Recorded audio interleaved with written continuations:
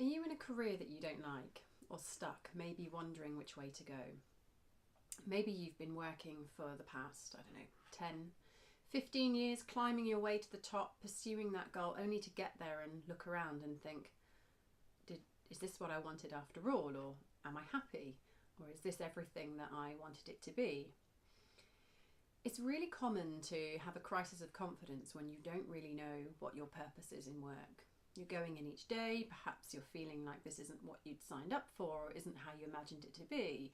And you start to question yourself, and that self-doubt creeps in.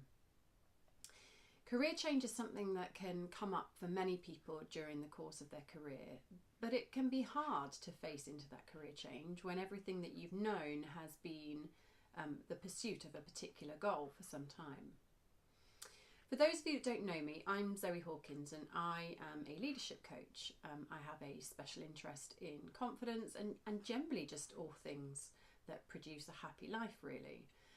I've been blogging now for about the past, 3 or 4 months, and I've now decided to support my weekly blog with a short video. So you can find it and find out whether the week's blog is going to be for you. Now, last week I embarked on a career series. My blog last week was about redundancy and the particular confidence crisis that you can find yourself in when you're faced with redundancy. This week I'm sticking with the career theme and, as I said before, focusing on career change and what you do when you find yourself at that crossroads, maybe feeling a little bit panicked that you don't have the purpose that you thought you would have. And as I was putting together this week's blog, I thought about that question: what do you want to be when you grow up? I can remember being asked it myself when I was younger and not having a clue about what I wanted to be. And where I'm at now is not a reflection on anything that I would have thought back then. And I reflect on some of this in my blog. Particularly, I remember being in school and filling out a questionnaire that tells you different career options that you're supposed to go into. And I remember thinking, oh, so this is how people know what they want to be when they grow up. Like I just had no idea and didn't really have, I suppose, the role models to guide me into different kind of career aspects. I think when I was at university and people were pursuing different careers, I just looked at the graduate schemes and thought, oh, I'll make a punt on a couple of them. And I think I applied for some marketing roles, and there was only one organisation that took me to one side and said, actually, I think you'd be more suited to human resources. And it's a good job they did, because I wouldn't have ever discovered human resources. It was a career that just wasn't on my radar at all. So it's not uncommon, I think, to stumble your way into a career and spend many years in that career before you reach a point thinking, oh, is this how I want to be spending my time? Or is this everything that I'm cut out for? Is there more to life? Or maybe you've done that career and you're bored of it. You know, maybe you've reached a point where you've had enough and you've kind of expelled everything that you have to give in that particular profession. I think there's also that comes with maybe your adult maturity, that you reach a point in your adult maturity, your next phase of life, where you think, I want to give back, or there's more to life than this. You have your security, you have your stability, and then you're facing the next chapter. And I think, I'm 37. I know many of the people who read my blog are a similar age, and you look out to the next 30 years of work and think, okay, so I've got 30 more years, let's make this count. And so when you face that career change, it can be tricky to know how to navigate that. Where do you even start? And in the blog this week, I've talked about, I think I've got 7 strategies in there for what you can do to help you to navigate through a career change, if indeed you're thinking of having one. I'll reel off a couple from the top of my head. So I think the first one that is useful is to know what you're passionate about, which is a pretty obvious one, right? But how do you know what you're passionate about? And I think that comes down to your values. So values are things that are important to you. And knowing what's important to you is a really good starting point. So for me, I know some of the things that are important to me are freedom and achievement. And in the career, I have both. you know, I work for myself, so I have that freedom to kind of make decisions.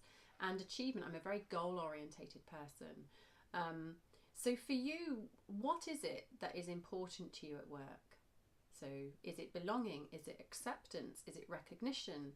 Is it achievement? Is it, I don't know, money? Is it security? Is it safety? Like, what are the things for you that get you motivated and are important for you in a work context? And know them inside and out. Pay attention to them. Really understand what are the things that fulfill that value. So for me, freedom. How do I know when I experience freedom?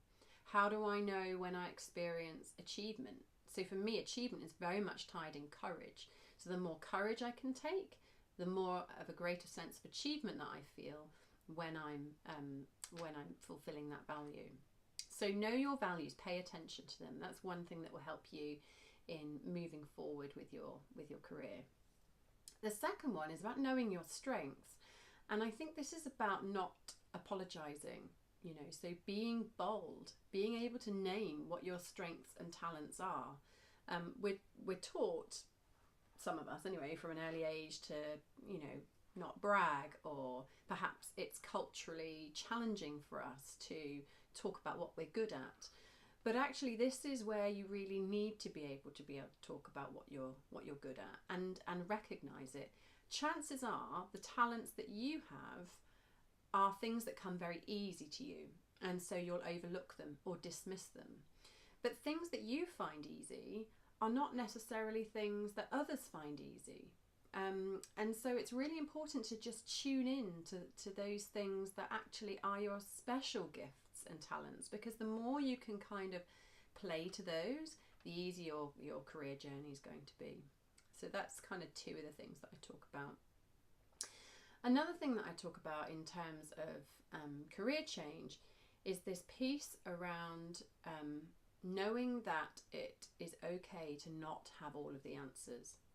Sometimes we are obsessed with reaching a destination, whether that's a position in a company or in a particular field of expertise, but we can be so tunnel visioned on trying to get there that we don't really pay attention to the journey along the way. And it's the journey that's going to really tell us and give us clues as to what we need in order to be fulfilled. And maybe there are 3 or 4 destination careers ahead of you. I think that pressure to know what you want to be when you grow up trains our mind into thinking that there's only one answer, that there's only one certain destination that will give us that sense of fulfillment, when in reality there's probably a number of different things that you'd get fulfillment for. So when you obsess on finding the one thing, you're perhaps overlooking all of the opportunities that are on your doorstep.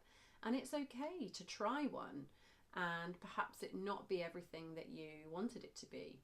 Maybe you need to try 2 or 3, and maybe those 2 or 3 that you do try are actually really fulfilling and really exciting, but you reach the end of their natural path and then it's time to move on to the next one. So don't obsess over a destination. Have a think about what are the collection of experiences that you want to have through your career. How do you want to be experiencing work? You know, that's another thing that I mentioned in the blog actually, is this piece around a vision. Like, what's your vision for the future?